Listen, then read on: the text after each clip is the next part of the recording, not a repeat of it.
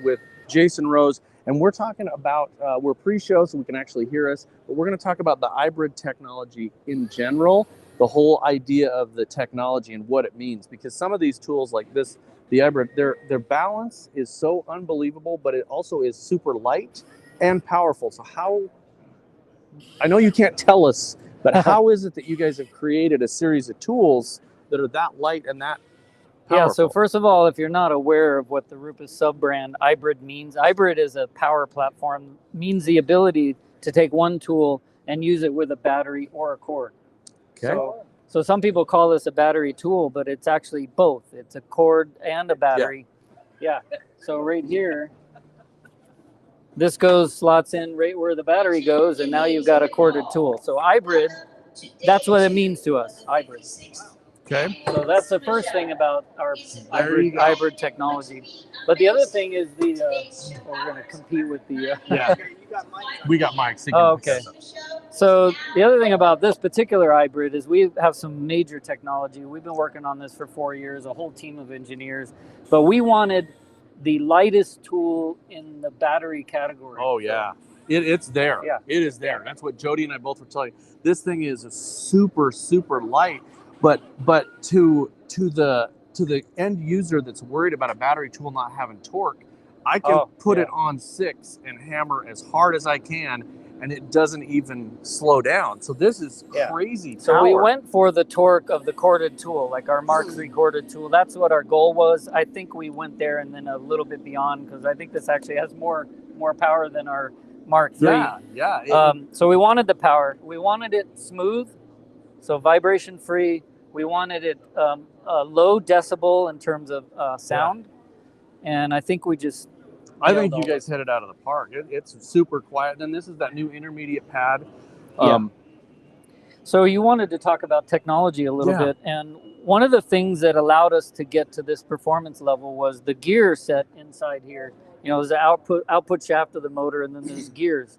Those gears and all other tools are metal gears. Okay. These are polyfiber. It's not plastic, but it's a reinforced plastic.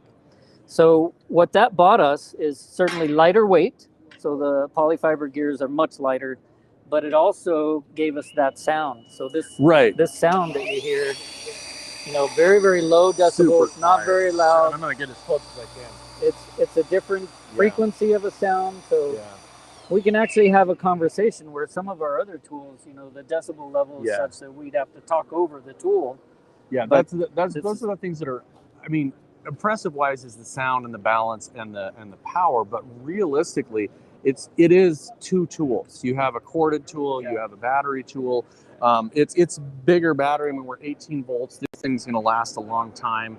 I know that some of the questions we've gotten are, you know, how long is the battery going to last? Well, we won't know until somebody starts working sometime in the first part of the year, hopefully. When you say battery last, you mean battery life of the battery. Oh, cycle times. Yeah. Well, the battery side, the specs are 500 cycles, but we're way beyond that on our data. We're way beyond that.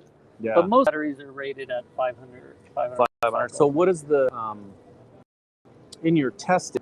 How long will charge hold on that device? So 40 minutes of actual under load runtime. So really, I mean, actually running the tool, 40 minutes of runtime, and then it's a 40-minute recharge in the charger.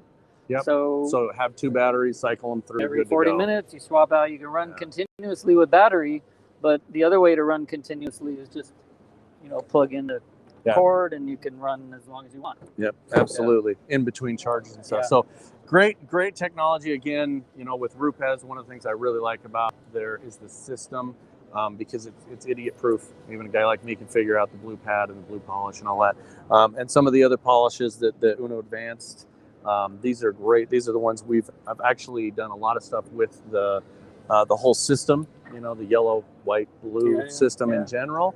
Try to make it easy for people. Yeah, they've made it easy. This is super easy, guys. So come down to Rupes. You know, it's the one that has Rupes on it. You'll find them.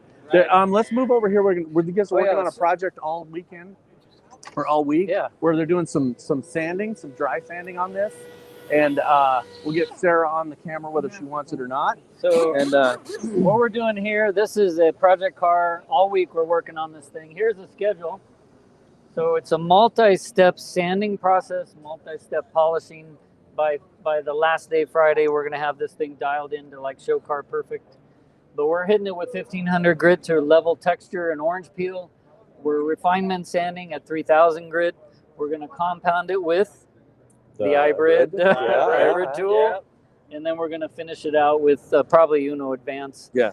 But where we're at right now, for those of you that are here and want to keep checking on every day, we have done step 1 sanding. So this is 1500 grit to level orange peel. Yep. We're making flat paint.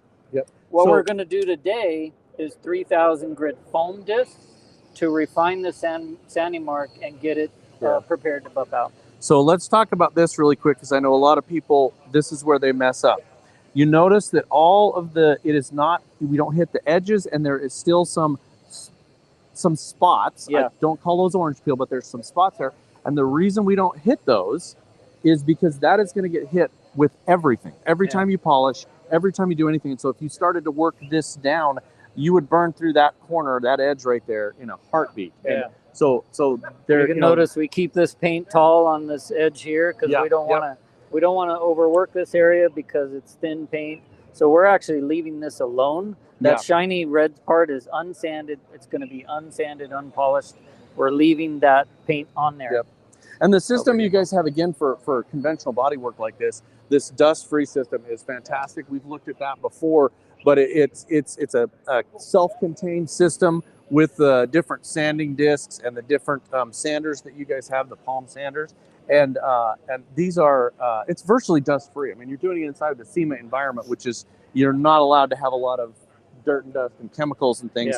And it's a good system. So come on by and check this out. We'll be videoing this as we go through. So we got the 1500. We'll come back when it's the 3000. We'll show you the difference there. It gets a little shinier, if you will, because you're removing a little bit more of the defects and leveling it out. Come on by while we're working with the IBRID 15 and 21 because we are removing sanding marks. We had some people ask us yesterday, does it remove defects? We're like, we're going to do it.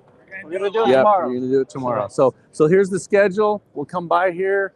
Today's Wednesday. We're going to come by here. You got 9 to 12. They're going to be doing some stuff. And then 2 to 5, we'll come by and we'll come later on and see where they're at with the 3000. And then we'll be checking in with you more often. Talk to you later. Yep.